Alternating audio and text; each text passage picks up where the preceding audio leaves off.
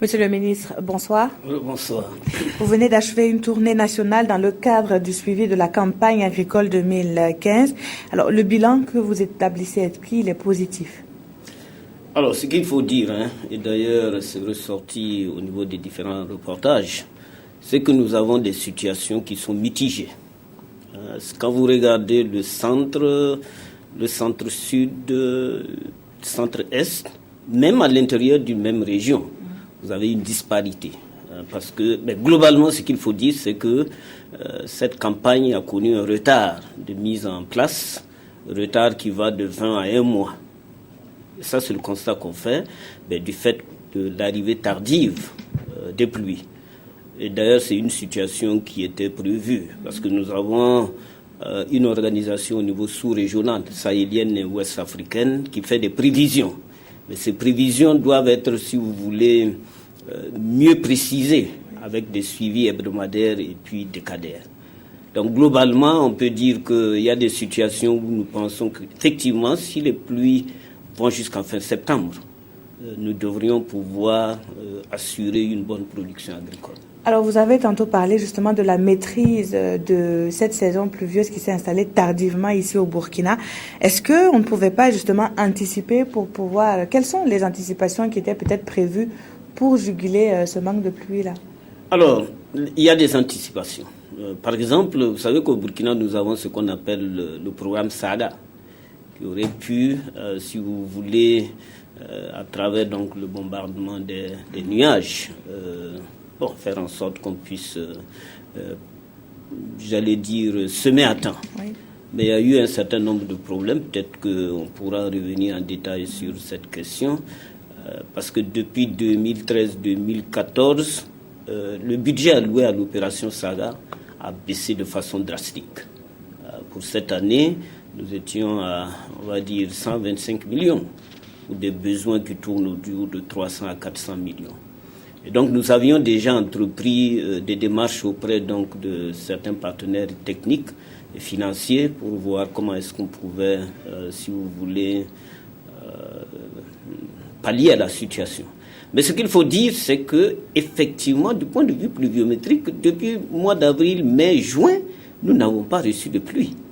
Et quand c'est comme ça, c'est difficile d'anticiper.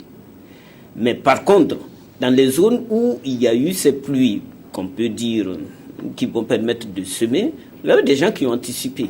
Ceux qui ont adopté des bonnes pratiques d'adaptation au changement climatique ont pu anticiper. Dans la même région, quand vous regardez, vous allez voir des situations où des voisins, il y en a qui ont maîtrisé des techniques et qui sont à un stade de développement où on va dire nous sommes au stade de montaison, et puis il y a des producteurs qui sont à un autre stade. Donc un travail encore au niveau de la vulgarisation reste à faire. Et peut-être pour terminer avec l'opération Saga, est-ce que l'opération pourra éventuellement être lancée maintenant, et puis est-ce que ce n'est pas trop tard? Bon, on peut considérer que c'est trop tard, mais je pense que nous allons rentrer aussi dans une période de ce qu'on appelle des séquences longues, sèches. Voilà. Donc ça veut dire entre deux pluies, vous pouvez vous retrouver avec 2 jours, 10 jours, 3 jours, voilà.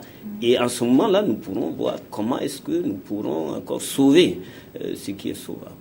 Alors, Konsoum Koulibaly et Draman Dadian étaient ce matin même dans la région du Centre-Nord. Vous l'avez entendu avec moi.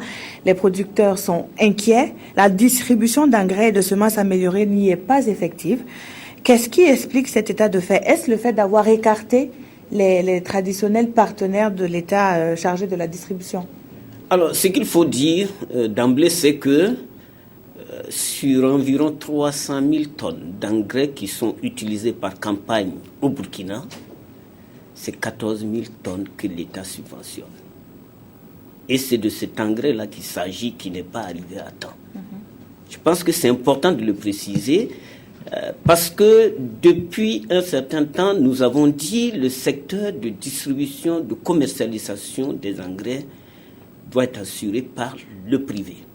Donc nous avons un partenariat public-privé sur ces questions-là.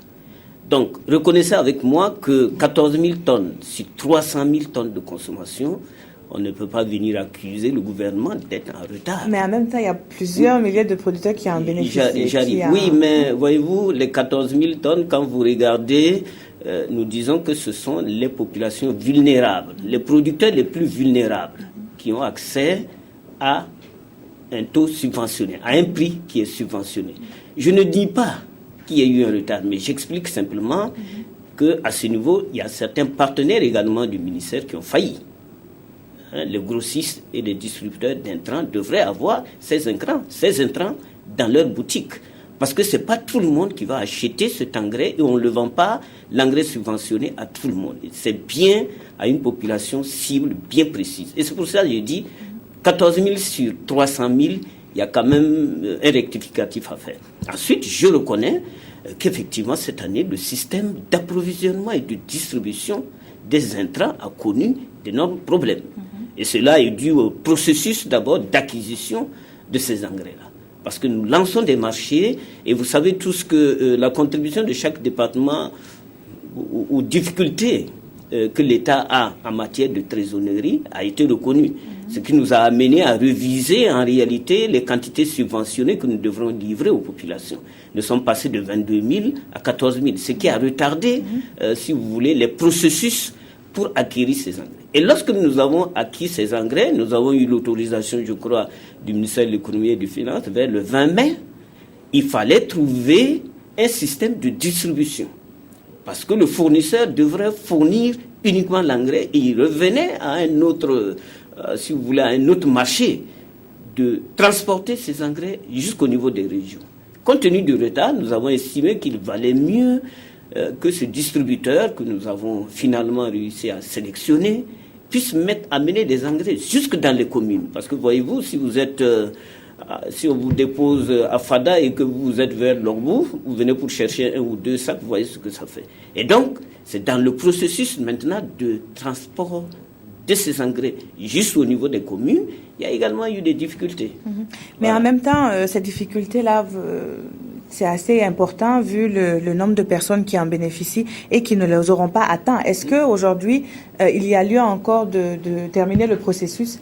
Alors, vous savez, moi je suis agronome et lorsque je regarde le stade de développement des pluies, j'allais dire le retard en quelque sorte nous a été bénéfique dans ce sens. Parce que l'engrais, vous le mettez généralement au semis ou au premier saclage et après au stade montaison pour ceux qui n'ont pas suffisamment de moyens et qui n'utilisent pas des engrais, des semences améliorées, mais pour ceux qui utilisent ces semences, ils ont encore et ce stade montaison et le stade floraison pour pouvoir appliquer les engrais. Donc je dis, tout n'est pas encore perdu si nous réussissons à mettre les engrais à leur disposition et ce qui est en train de se faire. Déjà dans certaines régions, vous savez, ça a été livré à 100%. Et les autres aussi devront suivre dans les jours à venir, vous pouvez l'affirmer? Exactement. Et donc, on rattrapera ce qu'on pourra rattraper. Alors, monsieur le ministre, dites-nous d'une manière générale, qu'est-ce qui est envisagé par votre département pour les régions où la saison agricole même ne présenterait pas de bonnes attentes? Alors, nous avons depuis le mois de juin même, lorsque nous avons constaté que cette pluviométrie allait nous poser des problèmes, déjà commencé à élaborer ce que nous appelons un plan de riposte. Le plan de riposte, vous l'avez mentionné, nous avions l'opération Saga, mais nous avons également réactivé ce que nous appelons des brigades d'irrigation de complément.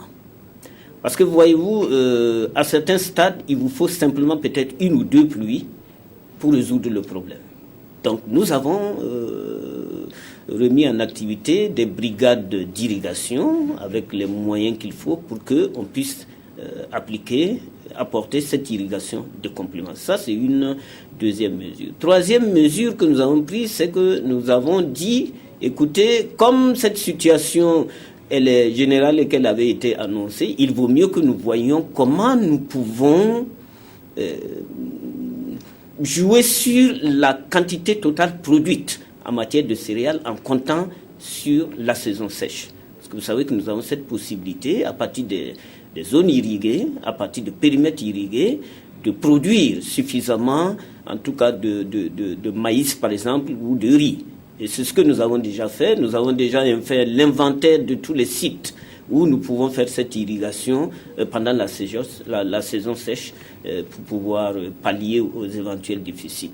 Et puis, vous savez, nous avons un autre mécanisme aussi qui est la SONAGES, la Société nationale de gestion des stocks, parce que nous avons un stock national de sécurité et puis un stock d'intervention qui nous avons porté à des niveaux de 55 000 et de 35 000, et donc la SONAGES est en train de reconstituer ces stocks-là pour voilà. Quand on sait qu'elle a peut-être été victime aussi des casses d'octobre dernier, est-ce que justement la SONAGES pourra renflouer ces stocks? Oui, bon, l'État quand même a mis à la disposition de la SONAGES autour de 10 milliards de francs CFA. Et si vous regardez dans certaines zones déjà où la situation, même la campagne passée, il n'y a pas eu suffisamment de production, nous avons ouvert des boutiques témoins. Donc nous continuons dans ce processus-là. Merci beaucoup, Monsieur le ministre, d'être passé sur ce plateau. Je rappelle que Monsieur François Lompo, ministre de l'Agriculture, des Ressources hydrauliques, de l'Assainissement et de la Sécurité alimentaire, était l'invité de ce journal et il était question donc de l'état de la campagne agricole 2015.